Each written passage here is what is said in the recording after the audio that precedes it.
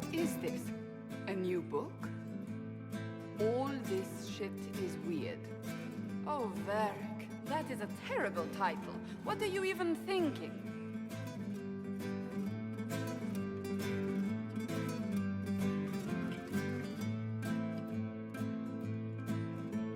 The sky churned like a rolling sea on a dark and stormy night, centered on a gaping hole that led to the arse end of nowhere.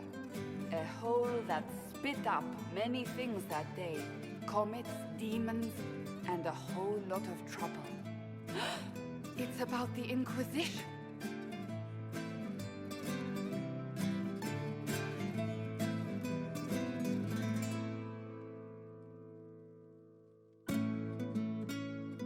The din of the tavern cut the silence like it owed the carter money.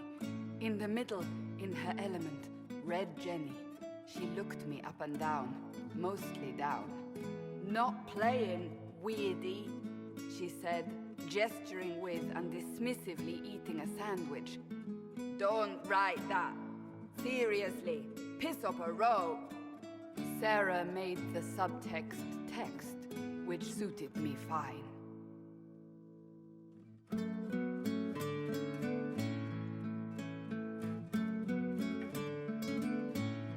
The court enchanter swirled into the room like a drop of beautiful poison spreading in a wineglass.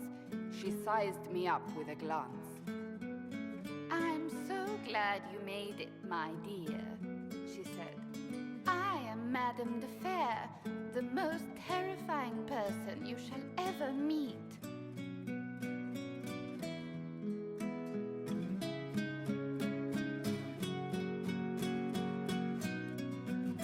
Liliane enfolded Alphonse in an embrace as warm as a serpent's kiss. "I always knew I could count on your support." The Count did not feel the bite of her poisoned dart until it was too late. "Even if it requires your death."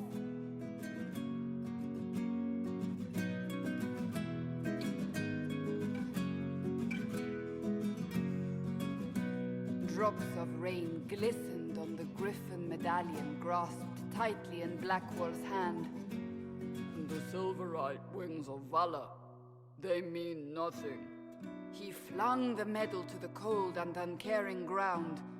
"You don't know what I've done. You don't know me." So romantic.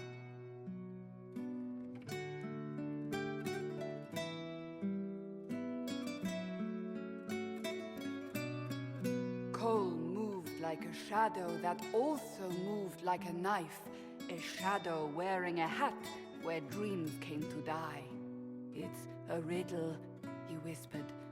"A cold riddle that gnaws at your mind, but you'll feel better when it's gone." That makes as much sense as anything Cole says.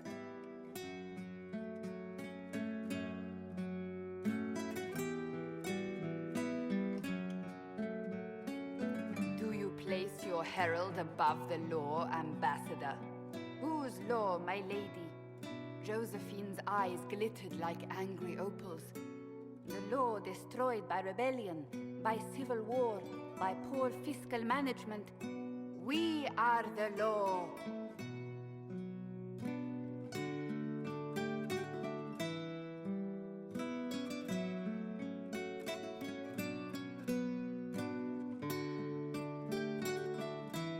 Left our mark on adamant, but the dust hadn't settled, and neither had Harding.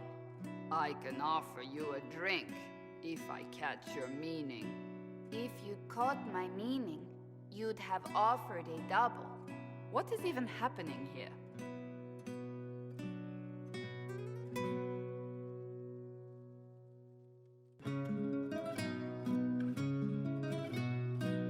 Iron Bull was a great slab of muscle with horns that could hang a tapestry. One eye scanned for threats, while the other hid behind an eye patch like a chantry sister's old sins. "Come on," he barked, not looking back as he entered.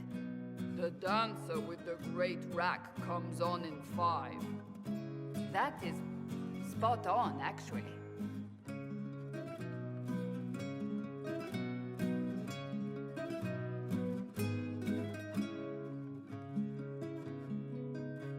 The commander had the look of a Templar who had seen the worst of humanity, yet still had the time to style his hair. "This isn't just a war," he said, his gaze steely like a dull blade. "It's the only war." Cullen! That's Cullen!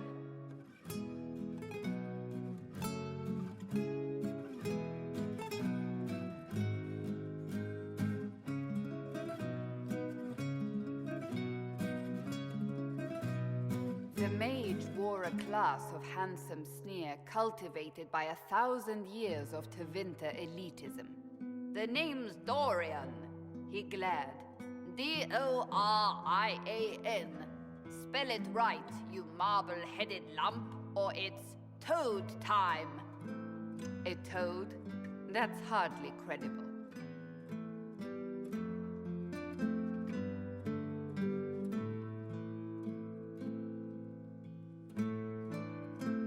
The bold elf spun, mage staff crackling like the city after a good man's murder.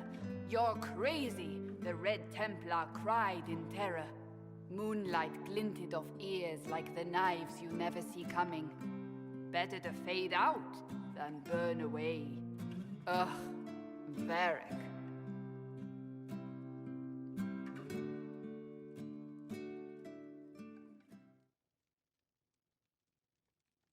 Wait, where am I? I don't... Oh, here it is. The Seeker clutched at my vest, her tears as desperate as they were pitiful. "Varric, I was wrong about everything," she sobbed. "Could you find it in your noble heart to forgive me?" That dwarf, he put me in the book! I'm in the book! I am reading the shit out of this!